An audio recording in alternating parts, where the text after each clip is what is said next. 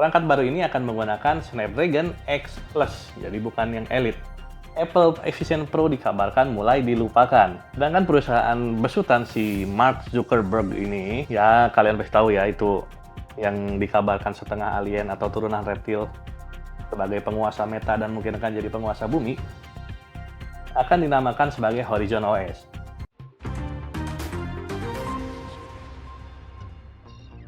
Halo, ketemu lagi dengan Pak Levi di channel Gadget Gang. Gimana nih minggu kalian? Apakah menyenangkan? Apakah tidak? Seperti biasa, kita tidak peduli. Yang penting, kalian masih di sini nonton ini dan lanjutkan nonton ini sampai akhir. Karena minggu ini ada beberapa berita yang ya bisa dibilang cukup menarik dan pastinya menarik sih sebenarnya. Walaupun lebih cenderung ke komputer dan ya aksesorisnya, bukan ke handphone. Tapi yang pasti berita minggu ini bakalan tetap worth to follow. Jadi jangan kemana-mana, kita mulai videonya. Sebuah benchmark muncul untuk sebuah perangkat baru dari Microsoft, yang kemungkinan besar adalah salah satu produk dari Microsoft Surface yang baru. Nah, uniknya, perangkat yang baru ini tidak akan menggunakan Snapdragon X Elite, yang dikabarkan memiliki performa yang luar biasa dengan 12 cores-nya. Melainkan, perangkat baru ini akan menggunakan Snapdragon X Plus, jadi bukan yang Elite. Snapdragon X Plus dengan 10 core. Walaupun dua-duanya sama-sama akan menggunakan RAM 16GB, tapi ini ya cukup menarik untuk disimak. Karena perbedaan dua cores ini bisa jadi sesuatu yang signifikan, atau mungkin tidak, siapa yang tahu. Nah, sedangkan Snapdragon X Elite ini dikabarkan akan menjadi pembunuh atau akan menggantikan arsitektur X86 yang biasa digunakan Intel. Ya, arsitektur X86 itu CPU-CPU komputer yang biasa digunakan saat ini, kecuali oleh Apple M series yang baru. Perbedaannya sendiri ya, karena dari arsitektur X86 dengan ARM yang baru itu menjadi lebih simpel sehingga lebih efisien dan lebih bertenaga. Bertenaga di sini dalam hal computational power-nya ya, bukan dalam hal ngangkat besi atau ngangkat galon, bukan. Sedangkan RAM 16GB pun dikabarkan akan menjadi baseline produknya. Hal ini menyulut sebuah kabar burung, nggak tahu burungnya siapa, yang mengatakan bahwa RAM 8GB tidak akan cukup untuk kedepannya. Ya, kita lihat saja apakah benar atau tidak.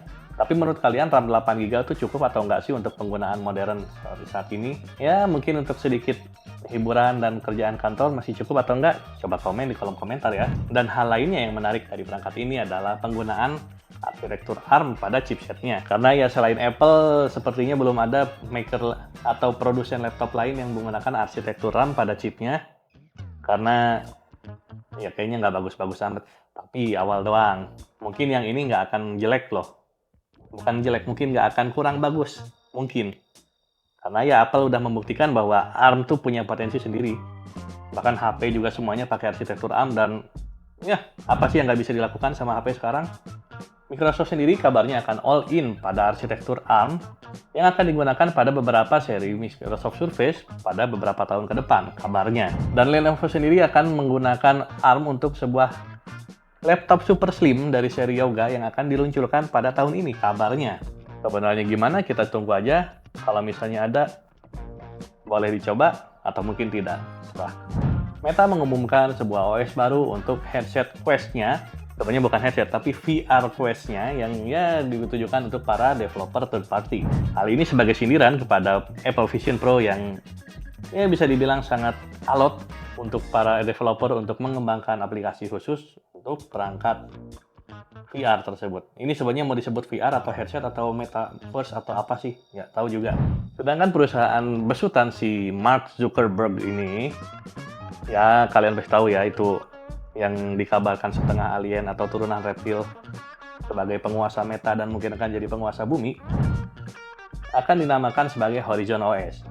Meta sendiri dikabarkan sudah mengundang pihak Google Play Store, dalam hal ini sebagai pengembang dan marketernya, untuk datang dan membantu dalam pengembangan Horizon OS. Tapi belum diketahui apakah akan betul terjadi bahwa Google akan bekerja sama dengan Meta. Karena rumornya, pihak Google melakukan walkout pada saat pertemuan itu. Jadi ya, mungkin Abang Mark dengan Abang Sergey Brin mungkin sedang ada kecemburuan sosial atau bagaimana, kita nggak tahu. Yang jelas, ini cukup unik untuk dinantikan karena potensi dari perangkat VR tersebut bisa dibilang cukup mumpuni loh. Sedangkan salah satu alasan kenapa Meta mengembangkan OS-nya sendiri untuk perangkat VR-nya, salah satunya mungkin berhubungan dengan berita yang lain, Apple Vision Pro dikabarkan mulai dilupakan. Ya, perangkat Apple yang baru diluncurkan beberapa bulan yang lalu ini sepertinya sudah mulai terlupakan oleh para entusiasnya. Perangkat yang dihargai seharga $3.000 pada saat peluncuran atau sekitar 50 juta di Indonesia, saat ini sudah mulai kekurangan peminatnya karena banyak sekali retail store yang menjual Apple Vision Pro melaporkan bahwa produk mereka tidak terjual sama sekali.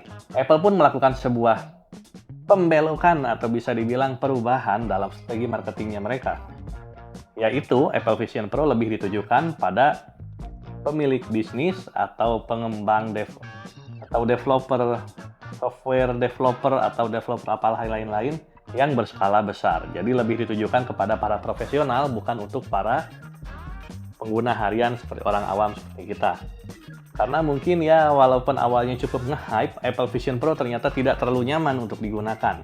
Karena banyak pengguna yang melaporkan sakit tengkuk, sakit leher, dan sakit kepala setelah menggunakan Apple Vision Pro terlalu lama. Entah itu penyakit orang terlalu banyak uang atau penyakit karena pegal-pegal karena terlalu berat Apple Vision Pro-nya, tidak bisa diketahui secara pasti karena kita bukan dokternya. Yang jelas, itu salah satu penyebab kenapa Apple Vision Pro tidak terlalu laris pada pengguna awam atau masyarakat umum. Menariknya, dokter di Brazil menggunakan Apple Vision Pro saat operasi. Jadi kebayang nggak sih kalau kalian lagi dioperasi di meja operasi, terus dokternya pakai VR sambil ngoperasi kalian? Itu keren, futuristik, atau malah menakutkan sebenarnya. Walaupun penggunaan Apple Vision Pro itu disebutkan sangat membantu oleh dokter tersebut. Karena saat operasi, dokternya bisa melihat hasil dari X-ray pasien sebelumnya dan beberapa data pembanding lainnya saat operasi loh. Jadi tidak perlu bolak-balik lihat monitor, dan bahkan mungkin si dokter bisa sambil nge-tweet mungkin, atau bukan nge-tweet, nge-X, karena namanya udah X, aneh banget. Jadi mungkin aja dokternya bisa sambil live streaming mungkin di masa depan, entahlah. Tapi itu adalah sebuah kemungkinan yang mungkin terjadi.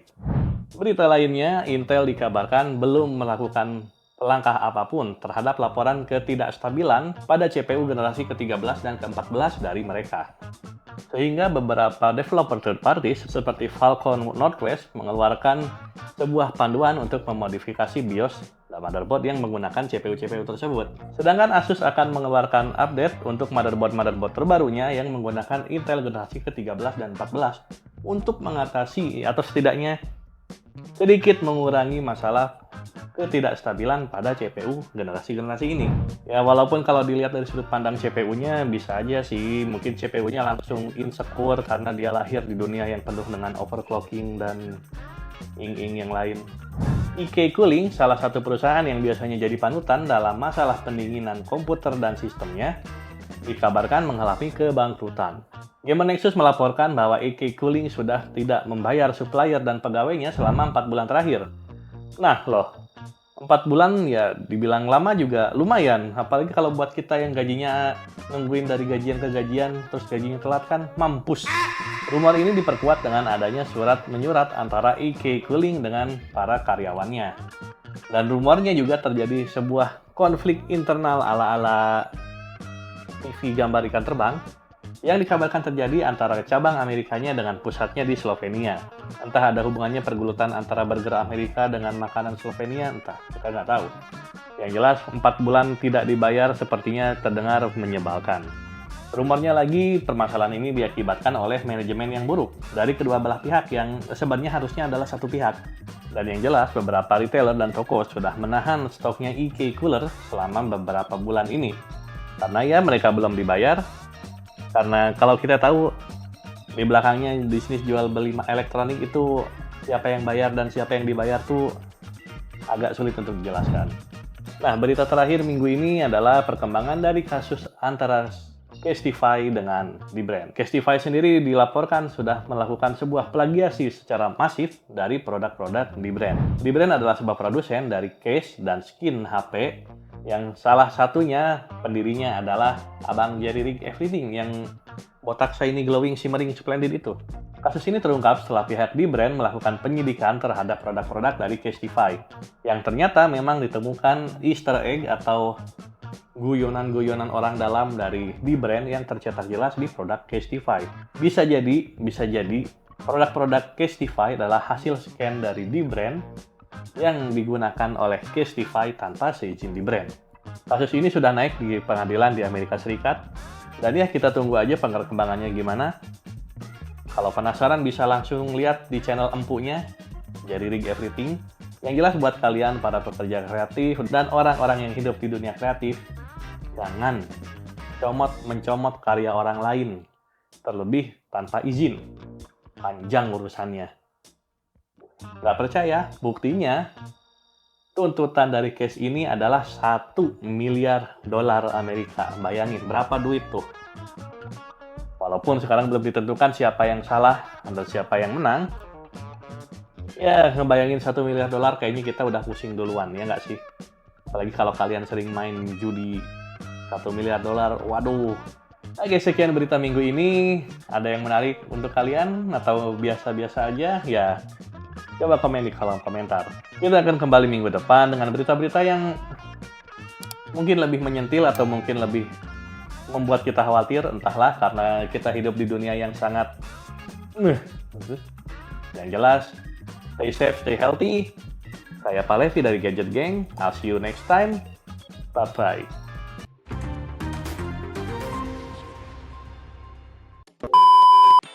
Tapi tetap aja. Tapi yang jelas minggu ini. Tapi tetap berita-berita minggu ini lebih ya anjing atau uci. Nah, uniknya Microsoft Surface yang baru ini dikabarkan akan menggunakan Snapdragon ARM X. Baca.